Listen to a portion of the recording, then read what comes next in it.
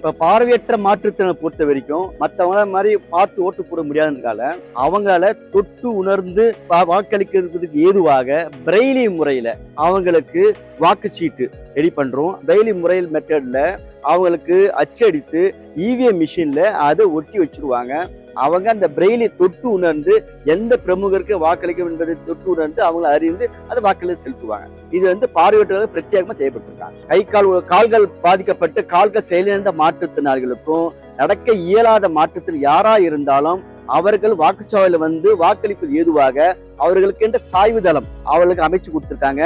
அந்த சாய்வு தளத்துல சக்கர நாற்காலியை கொண்டு அவர்களை ஒரு வாலண்டியர் தொண்டு நிறுவனர்ல இருந்து ஒரு சமூக ஆர்வலர் அவர்களை தள்ளிட்டு வாக்குச்சாவடி கொண்டு வாக்கு நிறுத்தி வாக்குச்சாவடி போட வைப்பாங்க.